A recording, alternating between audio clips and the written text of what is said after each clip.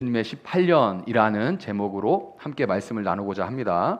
오늘이 이제 주일인데 오늘이 5월 7일이에요. 가정의 달이라고 하죠, 5월을. 근데 이제 이 오늘이 공교롭게도 5월 가정의 달에 이제 꽃이라고 할 수 있는 이제 어린이날과 어버이날 5월 8일 어버이날의 가운데에 딱 위치를 하고 있습니다. 5월 7일. 그래서 저는 이제 말씀을 전해야 하니까 이제 어린이와 어버이를 모두 포괄할 수 있는 어떤 말씀을 나눌 수 있을까? 사도행전 전하던 것을 좀 멈추고 어떤 말씀을 할 수 있을까? 그렇게 생각을 하고 기도를 하다가 오늘 본문 말씀이 떠올랐어요. 예수님의 탄생 이야기는 뭐 마태복음, 마가복음 뭐 다 기록이 되어 있습니다. 예수님께서 어떻게 나셨는지 다 기록이 되어 있는데, 그런데 예수님의 유년 시절, 이 12세라고 하죠. 이 유년 시절에 관련된 이야기는 유일하게 오늘 본문에만 있습니다. 그래서 오늘 본문 속에 예수님의 나이가 12살이라 이렇게 기록을 하고 있죠. 이제 만일 테니까 초등학교 한 6학년 정도 되는 것 같아요. 그런데 예수님이 세례 요한에게 세례를 받고 공생애, 공적인 삶을 시작하신 것은 몇 살일까요? 모르시나요? 예수님이 공생애 시작하신 나이는 몇 살이죠? 30살. 누가 그래요? 우리 다 30살로 대부분 알고 계실 텐데 누가 그래요?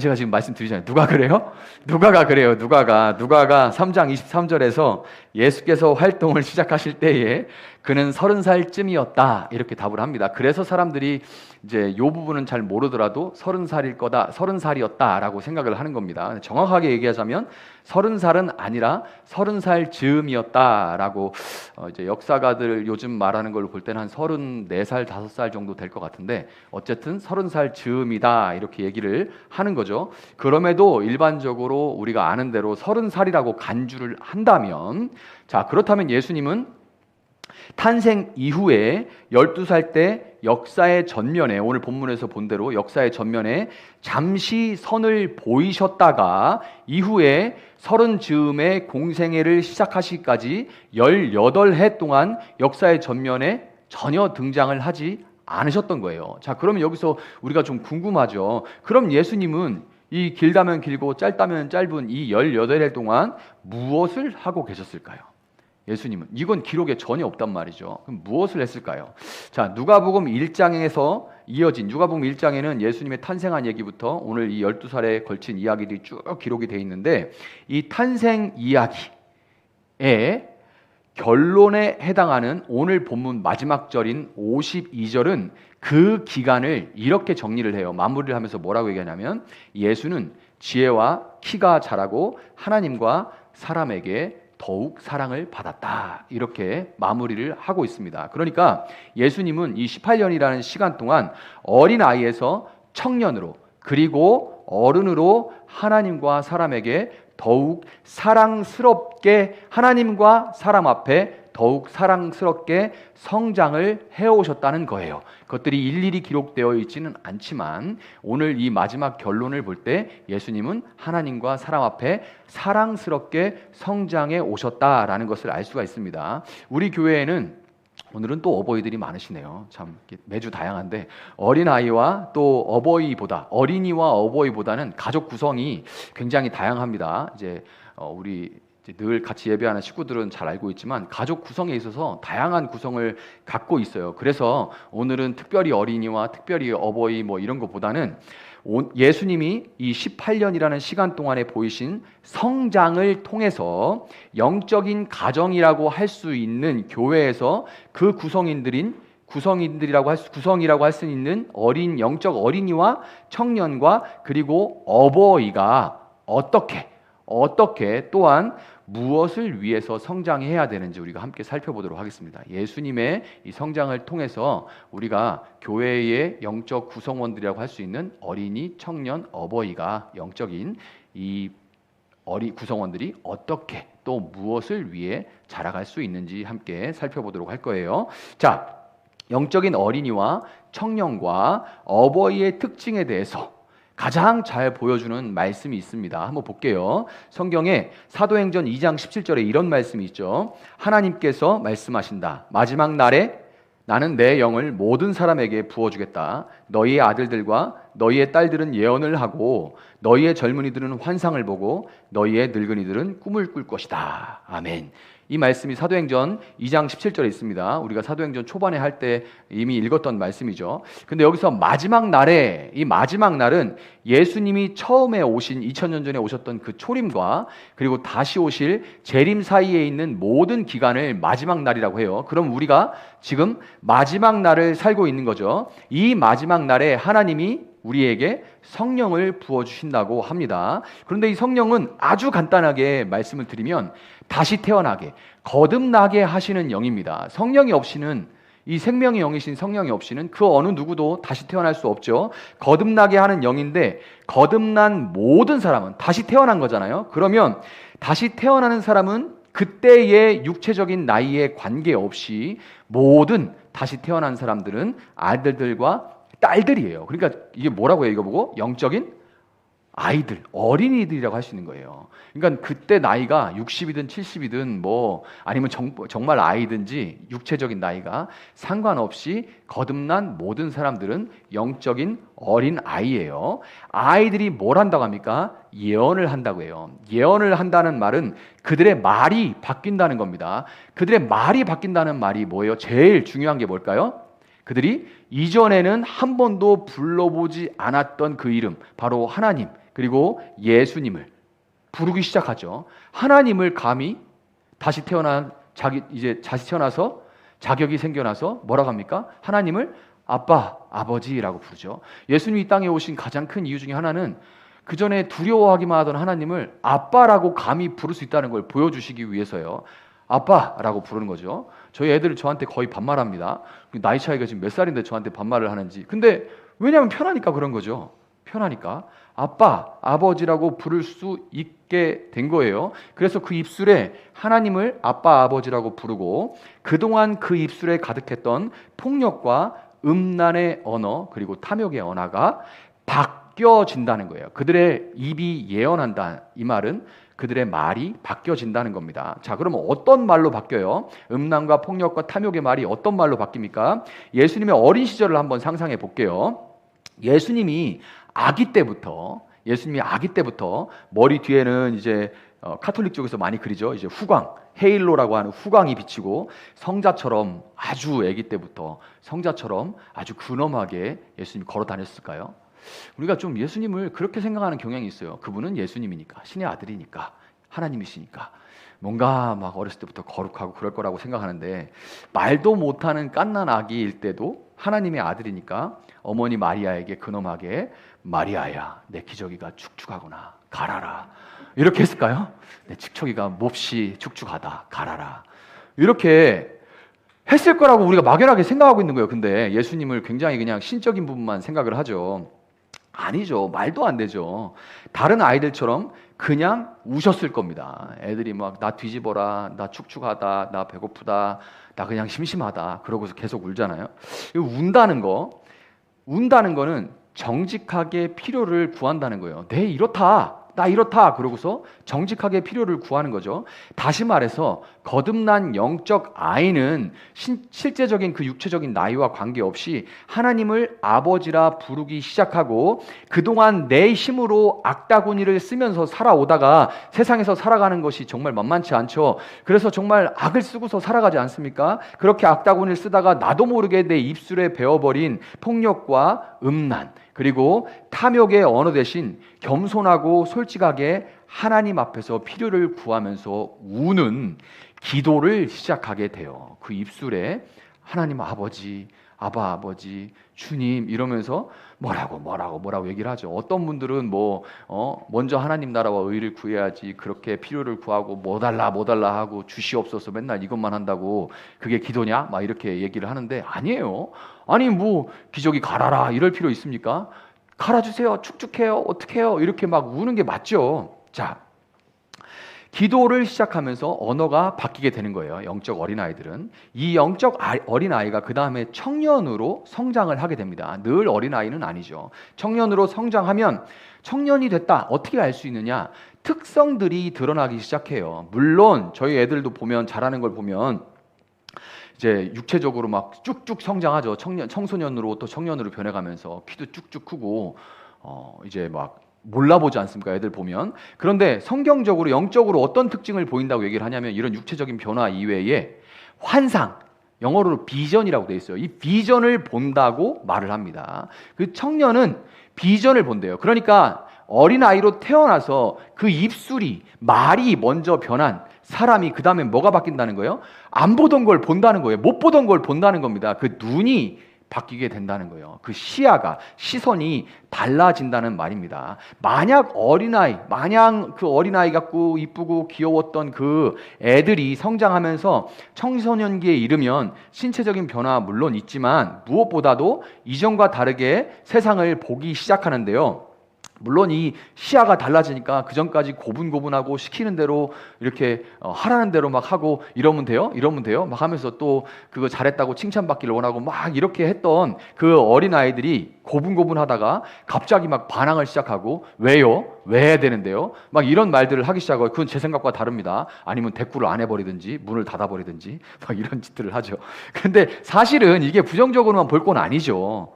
이 시기에 세상을 보는 눈을 통해서 청소년은 청년기에 이르러 가면서 자기가 누구인지, 나는 누군지, 그리고 무엇을 위해 살아갈 것인지 자기 나름의 정체성을 세워가는 그런 시기인 거예요. 이 청소년과 청년기에. 이와 마찬가지로 늘 주시옵소서 어떡해요 이렇게 그냥 울기만 하는 어린아이에서 영적 청년기로 성장을 하게 되면 예수님을 통한 이 회복이라는 것이 죄인의 구원 이상이라는 것에 대해서 눈이 열리기 시작해요. 이게 무슨 얘기냐면 하나님은 영혼 구원에 물론 관심이 있으시죠. 그러나 이것을 넘어서서 세상 구원에 대해서 하나님이 세상을 이처럼 사랑하사 독생자를 주셨으니라고 말하죠. 하나님이 교회를 사랑하시고 하나님이 어떤 한 사람만 사랑하셔서 독생자를 주셨다고 말하지 않고 하나님이 코스모스, 세상을 사랑하셔서 사실은 우주를 사랑하셔서입니다. 우주를 사랑하셔서 독생자를 주셨으니라는 말이에요. 그러니까 영혼 구원뿐만이 아니라 세상 구원에 관심을 가지고 계시다는 것을 청년기에 이르면서 점점 깨닫고 알게 돼요. 성경에는 그렇다고 이런 복음도 있고 영혼 구원하는 복음도 있고 세상을 구원하는 복음도 있다 이 얘기가 아닙니다. 같은 하나의 복음이에요. 그렇기 때문에 죄인에게 회개하고 예수님을 믿으라라고 요청하는 그 복음은 동시에 죄로 물든 세상이 구속될 것, 회복될 것을 요구하고 있는 거예요. 그래서 예수 그리스도의 복음이라는 것은 영적이고 심리적이고 사회문화적이고 경제적이고 물질적이고 모든 삶의 영역의 회복을 이야기하고 있는 것이 바로 복음입니다. 만약에 그냥 사람만 구원하면 되지 예수 믿고 천당 지옥 여기에만 계속 매여 있으면 사실 그분은 성경에서 선지서를 안 읽고 있는 거예요. 선지서를 보면 그 굉장히 정의에 대해서 사회 정의에 대해서 그리고 가난한 자를 돌보지 않는 것에 대해서 너는 죄인이야. 왜요? 저는 나쁜 짓 한 게 없습니다. 너는 지금 가난한 자가 배고픈 걸 외면하고 있잖아. 그러니까 안 하는 것도 죄라고 그러는 거예요.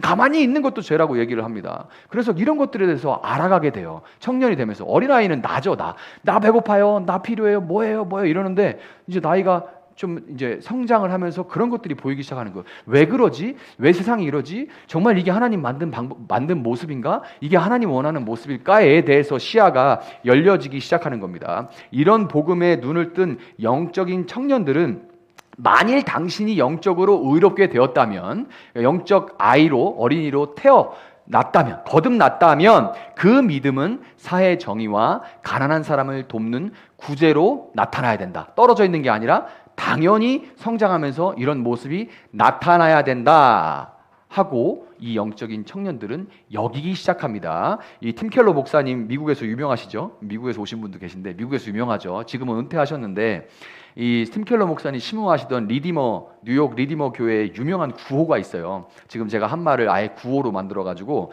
Justification by faith leads to justice라고 하는 말이 있습니다. 영어 잘 쓴다고 하는 말이 아니라 여기 영어 잘하는 사람 너무 많아가지고 지금 일부러 제가 발음을 굴리면 더 창피할 것 같아서 좀 딱딱하게 말을 하는데 이게 뭐냐면 믿음으로 의롭다 칭함을 받은 사람은 당연히 정의로 이어지게 되어 있다 이런 말이에요. 칭의는 정의로 이어진다. 이게 구호예요. 잘 만들었죠. 믿음으로 의롭다 여김 받은 칭의는 정의로 이어진다라는 말입니다. 이게 그 교회의 구호예요. 자, 그래서 우리 교회가 부족하지만 그래도 연탄 봉사도 여러분 하고 또 밥차 봉사와 같은 대사회적 봉사를 이어나가고 있는 것은 교회가 하나님의 은혜의 통로로서 죄의 결과, 하나님이 가난을 디자인하신 게 아닙니다. 하나님이 질병을 디자인하신 것도 아니고요. 하나님께서 깨진 사회 구조를 만드신 것도 아니에요. 이것은 세상에서 전문가들은 다르게 해석하지만 그러나 예수 믿는 사람들은 이것은 죄로 인해 세상이 깨져 있는 거구나 라고 우리는 해석을 하죠. 이 죄의 결과에 저항하는 이런저런 활동들을 통해서 왜 이런 걸 하냐? 영적 아이들이 하나님 여기서 벗어나서 점점 건강하게 영적인 청년들로 성장하도록 하기 위함인 거예요. 자, 이렇게 청년들로 잘 성장을 하면서 비전을, 전에 보이지 않던 것들이 보이는 이 비전을 보던 영적인 청년들이 영적인 늙은이, 이게 어감이 굉장히 그렇죠. 그때는, 근데 지금은 늙은이 하면 사회적으로 좀 부정적으로 여겨지는데, 왜 자켄이라는 늙은이란 말이 그 성경에서는 전혀 부정적인 말이 아닙니다. 제가 아프리카만 가도 같이 도로에서 다음 주에 오시는 박성식 목사님하고 저하고 같이 경찰한테 잡혔어요. 그러니까 제가 뭘 잘못해서 잡힌 건 아닙니다. 그냥 잘 잡아요, 외국인들은. 아프리카에서. 아프리카 사람들이 오해할 수 있겠는데 들으면. 하여튼 이렇게 가는데 둘 다 세웠어요. 외국인 차인 거 보고. 저는 벌금을 물었습니다. 그런데 저랑 같이 잡힌 박성식 목사님 머리가 하얗다고 그냥 가시라고 그랬어요. 나이가 많으면 존경을 받는 거예요. 우리나라처럼 정말 급속하게 성장하는 그 나라에서는 이 속도를 못 따라잡으니까 뭔가 여기 젊은이들이 못 쫓아오고 막 굳어져 있고 막 이렇게 생각을 하는데, 아직도 제3세계에서는 나이 많으신 분들의 그런 세월의 연륜 같은 것들, 그런 거 빼고도 그냥 나이가 많다, 그 나이 동안 그렇게 버티고 살았다는 것만으로도 존경을 받습니다. 그래서 벌금 안 내고 먼저 가요. 근데 저는 벌금 내고 나중에 만나서 억울하다고, 저랑 10살 차이밖에 안 나요. 근데 머리가 하얘. 그래가지고 그렇게 그분들이 이제 나이가 많다고 대접을 해주는 거예요. 자, 그런데 당시에 성경이 쓰일 당시에는 늙은이란 말이 결코 부끄러운 말이 아니었습니다. 존경받을 만한 나이라는 얘기예요. 영적 늙은이. 그렇지만 어쨌든 어감이 좀 그래서 영적인 어버이라고 말을 하겠습니다. 이 어버이, 아비가 되면 뭘 한다고 합니까? 비전, 보이지 않던 것들을 보던 청년들이 이제 더 성숙해서 나가면 어떻게 된답니까? 꿈을 꾼대요. 무슨 꿈을 꾼다는 거죠? 무슨 꿈을 꾼다는 거예요?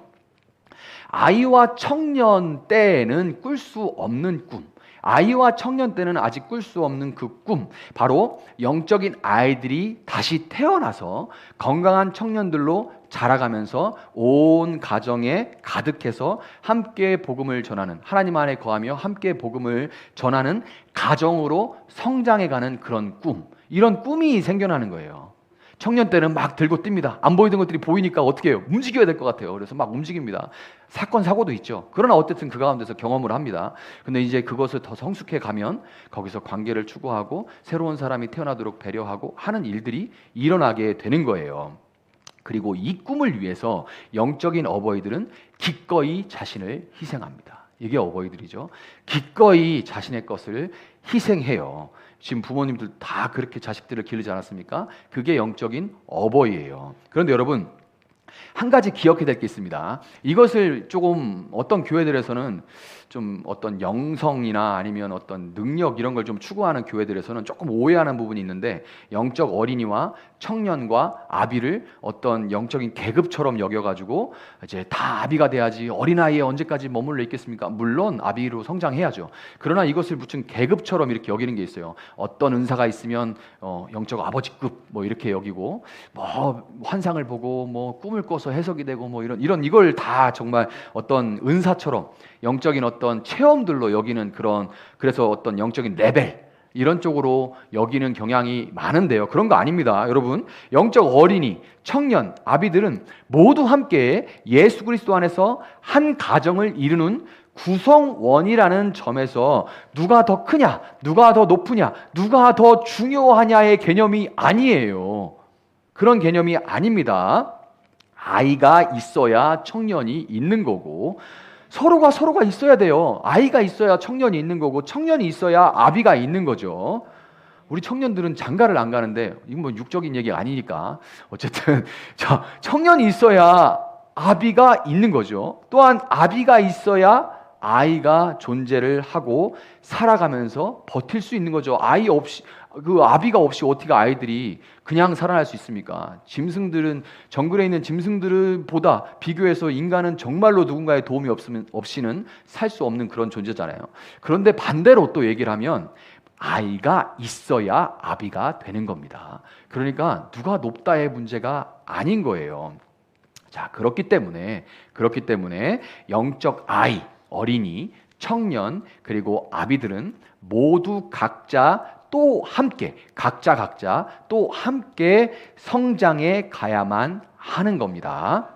자, 오늘 본문 52절은 이 영적 어린이, 청년, 그리고 아비가 각자 또 함께 성장해 가는 방법에 대해서 예수님이 성장하신 영역을 보여주심으로써 영적인 가정을 이루는 이 모든 구성원들이 성장하기 위한 방법을 제시해주고 있어요. 자, 먼저 예수는 지혜와 키가 자라고 하나님과 사람에게 더욱 사랑을 받았다, 이 말씀에서 지혜와 키가 자랐다, 이 말은 정신적이고 육체적인 영역을 의미하는 겁니다. 정신적, 정서적인 면과 육체적인 면을 의미하는 거예요. 내가 나 자신과 맺는 관계라고 말할 수 있겠죠. 정서적이고 육체적인 이 면을 하나님께서 지으신 그 모습 그대로 인정하면서 또 감사하는 마음으로 잘 성장해, 관리하고 성장해가고 배우고 익히고 해서 성장해가는 것을 말할 수 있겠죠. 나 자신과 맺는 관계라고 말할 수 있어요. 예수님은 먼저 이 영역에서 성장하고 성숙하셨습니다. 예수님은 아버지를 일찍 잃었죠. 예수님은 아주 일찍 아버지를 잃고 소년 가장이 됐는데 동생들도 많아요. 성경에 기록되어 있는 동생만 4명입니다. 딸들은 기록도 안 돼 있어요. 그러면 딸들까지 하면 그 짧은 시간에 많이 나놓고 아버지는 돌아가셨습니다. 흥부가족에 아버지 먼저 가시고 예수님 혼자 뼈가 빠지게 일을 했죠. 아버지를 일찍 잊고 로마 제국의 통치 아래 살면서, 우리로 얘기하면 일본 식민지 기간 동안에 뭐 아버지가 잔뜩 나놓고 그냥 10대인 예수님에게 그냥 다 집을 맡겨놓고 그냥 떠나신 겁니다. 얼마나 많은 힘든 일들이 있었겠어요. 여러 가지 어려운 일과 고통에도 불구하고 이러면 대부분 독한 마음을 먹고 인격이 훼손이 되는 경우가 많습니다. 아주 거칠게 막 살아오면서 뭐든지 막 돈 되는 건 다 하면서 속이고 속고 막 이러면서, 그런데 예수님 인격이 훼손되지 않았죠. 오히려 그 고통과 슬픔을 품어내는 그런 분으로 예수님은 성장해 가신 겁니다. 이거 절대 쉬운 일 아닙니다. 절대 쉬운 일이 아니죠. 사람에게 또한 사랑을 받았다라는 말은 사회적인 관계로서 예수님이 사람들과의 관계에서 성장해 나갔다는 것을 의미하고 있는 겁니다. 관계적으로 이 부분에 있어서 굉장히 부족한 크리스찬들이 되게 많아요. 균형이 맞지 않는 거죠. 개인적으로는 하나님과 막 독대하고 막 여러 가지 그런 활동들을 하는데 사회적 관계에서 부족한 분들이 참 많죠.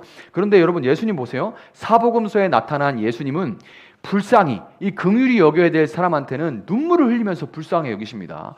하나님의 아들이라 지금 나사로가 죽은 거에 대해서 울 일이 없어요. 좀 이따 부활시킬 건데 왜 울어? 그런데 이 긍휼한 마음 때문에 그 죽음의 굴복한 모습에 안타까워하시고 화를 내고 거기서 우십니다. 예수님은 긍휼히 여겨야 될 사람에게 긍휼히 여기고, 격려가 필요한 사람에게는 적절하게 칭찬을 해주시고, 그리고 이런 면도 있죠. 꾸짖음이 필요한 사람에게는 내가 이렇게 말하면 또 나하고 관계 끊어지지 않을까, 이러지 않아요. 예수님은 분명히 꾸짖어야 될 부분에 대해서는 가차 없이 힐책을 하십니다. 여러분, 예수님이 바리새인과 서기관을 미워서 꾸짖었을까요? 이런 독사의 자식들아 막 이러면서. 아니에요. 예수님 돌아가신 이후에 그 꾸중을 받았던 많은 사람들 가운데 예수님께 돌아왔습니다. 성경에 분명히 기록되어 있어요. 바리새인과 서기관들 가운데 많은 자들이 예수께 돌아왔다. 예수님 죽으신 이후에 그들은 자아가 너무 세고 너무 똑똑한 사람들이라서 이 촌구석 예수에게 그냥 좋은 말로 선생님 한번 들어보시죠, 믿어보시죠, 이래가지고는 말귀를 못 알아들으니까 먼저 그 잘났다고 하는 것을 깨뜨려 버리는 거죠. 이 위선 덩어리야, 그렇게 꾸짖는 거예요. 그래서 평생 못 들어본 얘기일 거 아니에요. 잘난 사람인데 뭐야, 누군데 나한테 이렇게 말을 해. 그래서 자아가 흔들흔들 할 때, 그 관계에서 예수님을 받아들이고 그들이 구원을 받죠. 결국에 예수님은 사랑 때문에 그렇게 하신 거예요. 이것이 관계 가운데 예수님이 분명하게 선을 그어서 하신 그 모습입니다. 이와 같이 사람들에게 사랑을 받았다. 이 사회적 관계에서 이 관계는 공동체와의 관계, 그리고 세상과 일터와의 관계로 나눠진다고 말을 할 수가 있을 겁니다. 마지막으로 예수님은 하나님에게도 사랑을 받았다라고 말을 하고 있어요. 이것은 하나님과의 관계, 즉 영적인 성장을 가리키겠죠. 자, 오늘 본문에 예수님은 12살 때 이미 성전에서 성경 선생들과 말씀을 가지고 논쟁을 할 정도로 성경에 대해서 박학했습니다. 하나님 말씀에 아주 능통하셨어요. 그리고 그 말씀이 그 마음 안에 충만하게 있으니까 여러분 이제 지금 성경을 보고 있는데 재미난 일들이 하나하나 생겨나갈 겁니다. 이렇게 말씀이 능통하시는 분이니까 일상에서도 하나님의 음성을 들을 수가 있었어요. 예수님께서 이렇게 말씀하시죠. 정말 배우지 못한 사람들에게도 금방금방 알아들을 수 있고 풍성하게 누릴 수 있는 말씀들. 공중 나는 새를 보아라. 백합화가 어떻게 자라는지 생각해 봐라. 이런 말들은 예수님이 가득한 하나님의 진리의 말씀을 가지고 일상에서 길어낸 거예요. 그냥 되는 게 아니죠. 깊은 하나님과의 관계가 있을 때, 영적인 성장이 있을 때 가능한 거예요. 그리고 예수님은 이 말씀을 붙들고 날마다 기도하심으로 하나님과 깊고 친밀한 교제를 나누셨어요. 여러분, 예수님이 나 자신과의 관계, 내가 나와 맺는 나 자신과의 관계, 그리고 나와 너의 관계, 나와 우리의 이 사회적 관계, 그리고 하나님과의 영적인 관계와 같은 모든 영역에서 두루 균형 있게 성장했다는 것을 기억하면서 여러분의 지금 성장의 모습을 한번 돌아보시기를 바라요. 균형이 깨져 있는 분들이 참 많습니다. 어느 부분에 대해서 막 높아지고, 사실은 또 영적 어린아이에 불과한데 자기가 어떤 사회적 위치 때문에 영적인 무슨 어버이를 넘어서 무슨 조상님처럼 행동하는 분들 있어서 교회에서, 사회에서 나 이런 위치니까 교회에서도 내 말 들어 하는 분들도 정말 많아요. 실제로 보면 저 사람은 어린아이인데 정말 아직 하나님 말씀의 그 기본적인 뜻도 알지 못하는데 저렇게 사회에서 가지고 들어와서 이렇게 행동을 하는가라는 그런 분들도 안타깝게 정말 많아요. 자기 자신을 돌아볼 수 있어야 돼요. 내가 지금 영적인 모습이 균형 있게 성장해 오고 있는가, 어떤 부분이 부족하지 않은가를 돌아봐야 됩니다. 지금 우리 교회가 이렇게 설교를 통해서 하나님 말씀을 듣는 것과 병행해서 성경 통독을 하고 있어요. 지금 저까지 포함해서 12명이 성경 통독을 하고 있는데 1년에 4번 성경을 통독할 수 있는 속도로 성경을 읽어 나가고 있습니다. 그래서 제 지금 바람으로는 향후에 이제 모든 교인들이 성경을 통독해서 3번 정도 읽기를 마치는 데까지 통독을 진행하려고 해요. 그래서 지금 단톡방에서 서로 격려하면서 성경을 읽고 있죠. 혼자 읽으면 못 읽으니까. 3번을 왜 3번이라고 하냐면, 제 개인적으로 성경을 읽다 보니까 3번 정도 이렇게 읽으면 비로소 성경의 숲, 그러니까 하나님의 다양한 모습이 성경에 기록이 되어 있는데 3번 정도 읽으면 이 모습들이 조합이 되기 시작합니다. 그래서 하나님은 이런 분이구나. 물론 하나님은 성경보다 크신 분입니다. 그러나 우리에게 보여주시는 모습은 성경에 다 기록되어 있어요. 우리에게 알리시고자 하는 모습은 성경에 다 기록되어 있습니다. 그 이상은 우리가 알 수가 없어요. 왜냐하면 우리가 인정해야죠. 하나님과 우리는 이렇게 차이가 나는 존재인데요. 그런데 우리에게 알리시고자 하는 하나님의 모습은 성경에 다 기록이 되어 있는데, 화내시고 웃고 울고 하는 모습이 다 기록되어 있잖아요. 그러니까 그것들이 나중에 이제 3번 정도 읽으면 조합이 되면서 하나님이 이런 분이시구나 하는 숲이 보여지기 시작해요.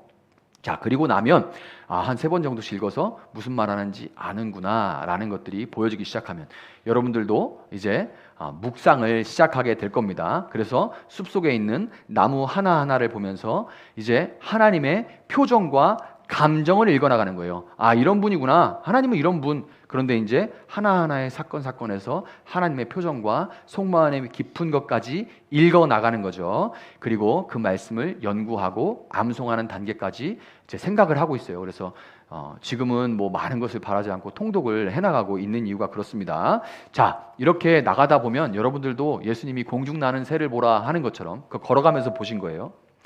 들의 백합화를 봐라. 여러분도 이제 드라마를 봐도 영화를 봐도 거기서 예수님이 길어지는, 하나님 말씀이 길어지는 경험들을 하게 될 겁니다. 그냥 하는 게 아니에요. 그냥 되는 게 아닙니다.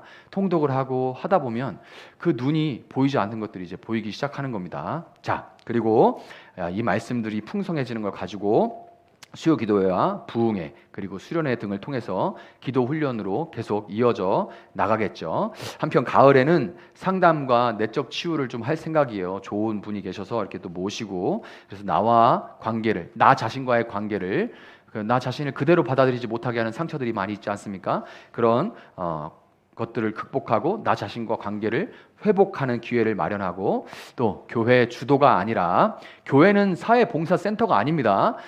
그렇게 오해하실 분도 있는데, 목사님은 왜 맨날 봉사를 얘기하고 봉사하러 다닙니까? 근데 그거는 교회가 할 일은 아니에요. 봉사를 할 수는 있지만 교회는 봉사하는 곳은 아닙니다. 교회는 예배하는 곳이에요. 그래서 궁극적으로는 교회 주도가 아니라 개인적이고 공동체적으로 자발적인, 이제 청년들이 되어서 자발적인 사회 참여, 구제, 그리고 환경 활동 등으로 이어갈 수 있도록 지속적으로 봉사하면서 여러분에게 보여줄 거예요. 세상에 이렇게 깨진 곳이 많다라는 것을 보여주면서 물꼬를 터줄 생각입니다. 이제 때가 되면 여러분들이 개인적으로 또 모여서 나랑 같이 뭐 좀 하자 이렇게 해서 알아서 하실 거예요. 그렇게 나가야 되는 거지, 교회가 무슨 NGO 센터처럼 이렇게 봉사만 하지는 않습니다.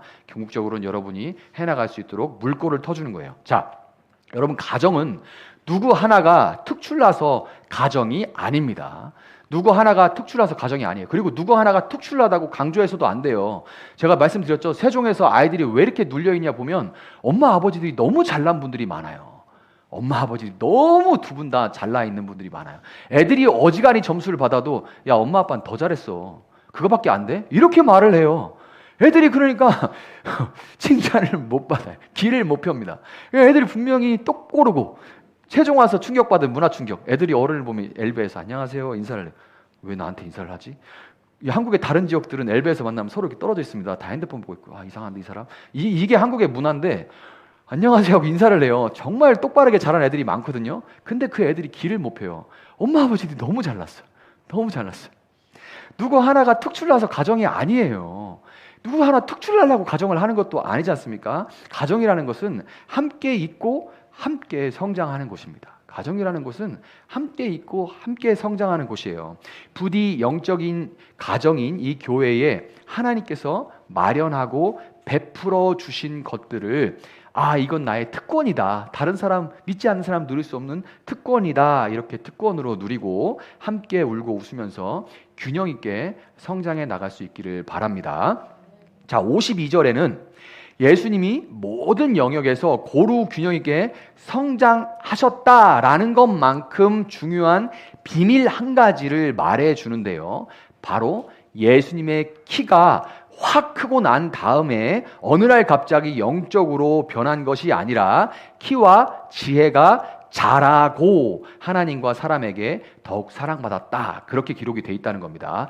자라고 라고 번역된 이 프로에코프텐이란, 프로에코프텐 둘이 결합된 말인데, 이게 무슨 얘기냐면 미완료예요. 시제가 미완료예요. 미완료라는 것은 현재 진행이란 말입니다. 그러니까 끝나지 않은, 자라고 있는 진행형이라는 말이에요. 그러니까 예수님이 점진적으로 이 18해 동안 그 이상으로 점진적으로 계속 성장하셨다라는 말인 거죠. 자, 오늘날 많은 그리스도인들이 신앙의 연조가 쌓여가고 있는데도 불구하고 예수님과 같은 멋진 모습을 보이지 못하는 이유는 우선 어느 영역에서 성장해야 되는지 불분명하게, 그저 막연하게 그냥 예수님을 본받읍시다, 작은 예수가 됩시다, 뭐 이런 구호만 외치면서 그냥 교회 열심히 다니다 보면 성장하겠지라고 그냥 여기는 거예요. 그래서 여러분, 그렇게만 외치면 30년 40년 신앙생활하고 막 교회에서 장로 권사님 이렇게 됐는데도 왜 저분은 성장이 안 됐을까? 그런 생각 드시는 분들 있죠. 왜 그러냐면 그냥 평생 예수님 믿고 그냥 교회 열심히 다니면 성장한다라고 생각하기 때문에 그런 거예요. 아니면 이렇게 생각하는 거죠. 그저 마음씨 착한 사람이 예수님을 닮은 사람이다라고 착각을 하고 있기 때문에 성장이 잘 안 되는 거예요.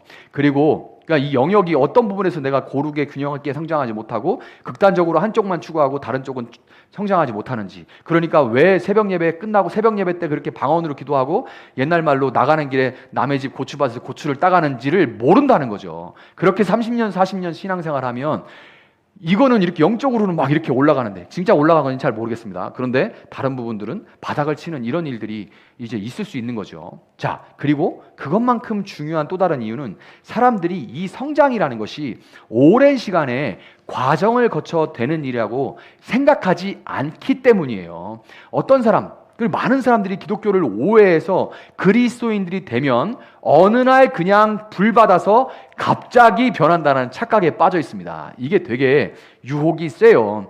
이런 급작스러운 변화가 또 없는 것도 아닙니다. 간간히 이런 경우들이 있어요. 그렇지만 그것은 하나님이 특별한 목적이 있을 때 일어나는 아주 예외적인 일일 뿐이고요. 그런 특별한 축복을 받는 경우가 있기는 있다 할지라도 그런 축복이 그 사람을 단기간에 성자로 바뀌진 않습니다. 성경적인 예를 들자면 삼손을 생각할 수가 있겠어요. 삼손은 막 사자를 막 찢어버리죠. 힘이 세서 막 나귀 턱뼈, 마른 나귀 턱뼈 하나 들고서 사람들하고 싸워가지고 1000명을 이겼다 이렇게 얘기를 하죠. 그런데 이 사람 인격이 어때요? 한 번에 성자로 변하나요? 그렇지 않아요. 그렇지 않아요. 하나님의 형상이 우리 가운데 온전히 드러나는 일은 평생을 통해서 점진적으로 드러난 일입니다. 그래서 기독교에는 절대로 천재가 없어요. 천재가 없습니다. 그렇게 생각하시면 안 되는 거예요. 때로 이제 저를 통해서 성령의 강력한 능력이 발현돼서 내가 기도해주면, 아니 그냥 내가 지나가면 사람들이 그냥 다 자빠지고 막 울고불고 하다가 일어나서 전 하나님 만났습니다 그러고 생활이 확 변해버렸으면 좋겠어요. 진짜 이건 모든 목사들이 바랄 겁니다. 단번에 이렇게 사람들이 변화되고, 그래서 사람들이 와 저기 가면 뭔 일이 일어나는데 그러고 구름처럼 모여들었으면 좋겠어요. 그런 생각을 해보곤 합니다.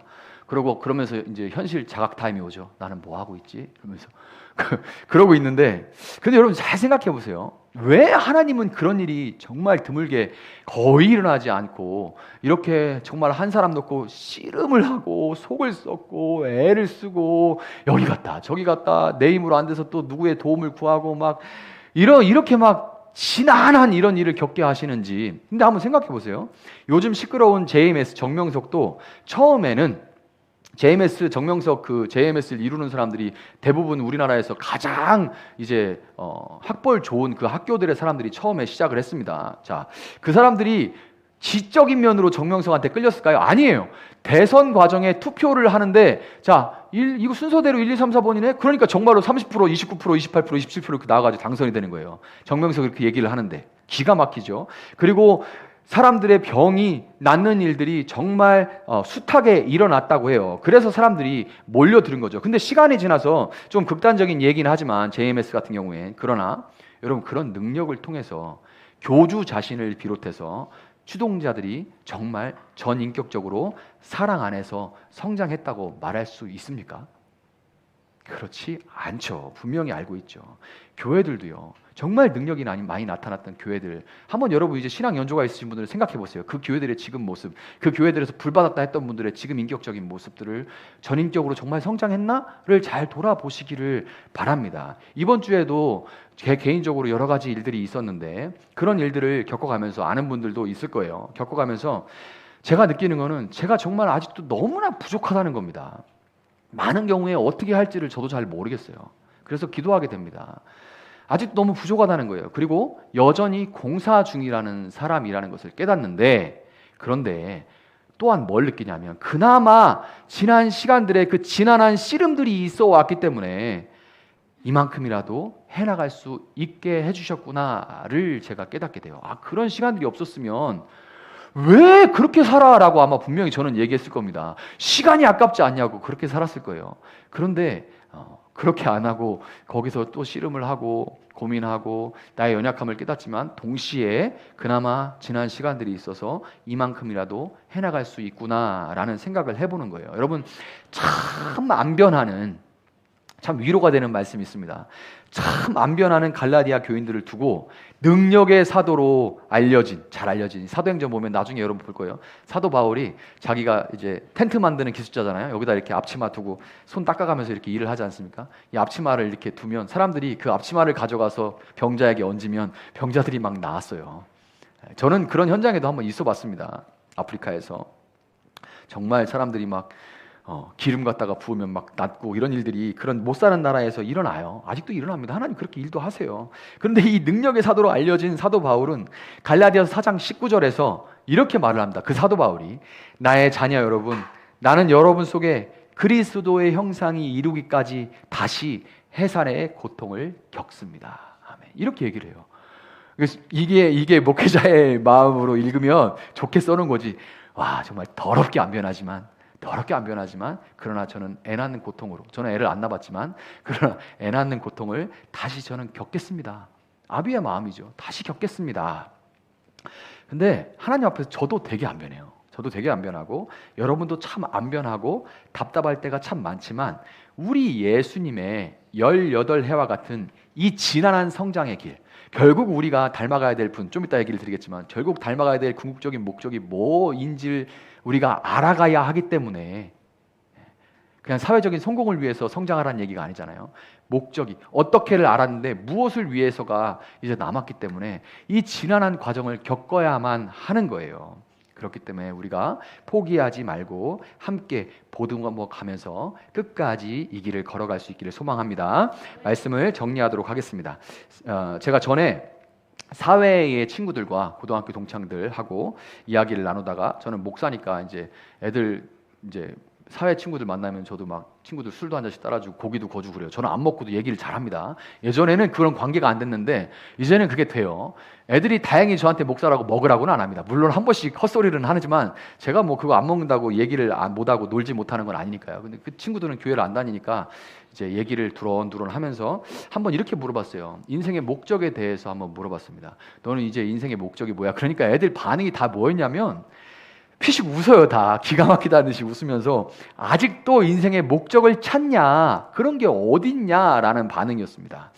나이 들어가면서 점점 이렇게 돼요. 사람들이 인생에 냉소적으로 바뀌는 것은 그럴 수 있다는 생각이 드는데 그 친구들의 반응은 그럴 수도 있겠다. 이제 뭐 정말 뭐 내가 인생의 목적이 어딨어, 그냥 애들 빨리 키우고 그거 벌어가지고 하는 것도 힘들어 죽겠는데 그런 생각할 틈이 어딨냐, 너는 팔자도 좋다, 이런 반응인 거죠. 그런데 제가 뭐 그건 그럴 수 있는데 요즘에 제가 청년들을 만나는데 이 청년들에게 똑같은 동일한 반응이 나타나서 참 안타까움을 많이 느낍니다. 왜 그런지를 생각해 보면 일반적으로 사람들은 자신이 무엇이 되어서 무엇을 하느냐가 가장 중요하다고 생각해요. 내가 뭐가 돼서 뭘 하느냐가 제일 중요하다고 생각을 하기 때문에 청년들 같은 경우에도 취업을 하기도 어렵고 취업을 한다 해도 소위 양질의 직업이라 말하는 그런 직장을 얻기가 어려운 요즘 상황에 어찌 보면 내가 뭐가 되고 뭘 하지 못하고 있다는 이런 생각 때문에 인생의 목적이 뭐가 있어요? 모르겠습니다. 그냥 기껏 해봐야 취업, 그 정도. 저 목적 없어요. 지금 당장 취업되는 게 목적입니다. 이런 당연한 반응이 나올 수 있다고 생각이 드는데, 그런데 여러분 분명히 기억해야 될 것은 뭐냐면 믿는 사람들만은 내 인생의 목적, 이 성장해 가는 이 인생의 목적은 예수님을 닮아가는 것이라고 말할 수 있어야 됩니다. 아멘입니까? 우리는 예수님을 닮아가는 것이 목적이다, 내 인생의 목적이다라고 말할 수 있어야 돼요. 취업을 한다 해도 내가 직장을 얻는 게 자체가 인생의 목적이면 그 다음에 정말 허무할 겁니다. 근데 여러분, 저희 어떤 분들보다는 제가 훨씬 덜 살았고 어떤 분들보다는 많이 살았는데 인생의 목적을 예수님으로 잡으면요 지루할 틈이 없습니다. 이 끝도 없거든요. 그리고 늘 새롭거든요. 어린이든 청년이든 어버이든 우리 모두는 예수님처럼 성장하고 성숙하는 것이 우리 인생의 목적인 겁니다. 저는 이 재주가 많은 목사님들을 보면서 참 부럽다는 생각이 들어요. 손재주도 많고 뭘도 잘하고 이벤트 준비도 잘하고 막 진짜 그런 분들이 목사님들 가운데 참 많아요. 이게 다재다능한 저도 뭐 재주가 진짜 없는 사람인데 이렇게 살다 보니까 뭐 개척교 목사라 이것저것 좀 할 수는 있게 됐지만, 그러나 저는 원래 그런 걸 잘하는 사람이 아니라서 그런 거 진짜 잘하는 분들 보면 참 부럽습니다. 그러면서 한편으로는 제가 와, 진짜 나는 목사 말고 할 게 없네. 이 입만 가지고 살아야지 정말 잘할 수 있는 게 하나도 없구나. 그런 생각을 하곤 하는데, 그런데 이렇게 목사로 제가 잘할 수 있는 유일한 것인, 잘하지 못하지만 그러나 할 수 있는 유일한 것인 이 목사를 살면서도 인생과 이 목회의 어려움들을 겪으면서 마치 어떤 때는 직장인들이 막 사표를 가슴에 품고 산다는 것처럼 하나님이 나한테 이 목사의 삶을 당분간 또는 영원히 그만두라고, 내가 그만둬야 되는 건 아닌가, 이런 생각을, 이런 질문을 던질 때가 있어요. 야, 이거 뭐 이렇게 내가 이 많은 교회 가운데 다 하는데 내가 꼭 굳이 해야 되나? 내가 이렇게 이거밖에 안 되나? 계속 해야 되나? 이런 생각들을 할 때가 있어요. 그런데 물론 많은 경우에 솔직하게 제가 가장 잘하고 좋아하는 일을 포기하는 게 쉬운 일은 아니죠. 그래서 못 그만두는 것도 있을 겁니다. 그런데 하나님은 이런 질문들을 제가 던질 때마다 이렇게 깨닫게 하시는데요. 뭘 깨닫게 하시냐면, 제가 목사로서 사는 것이 제 삶의 목적이 아니라, 교회 키우는 것도 목적이 아니라 예수를 닮아가는 것이 제 삶의 목적이라는 것을 다시금 깨닫게 해주신다는 거예요.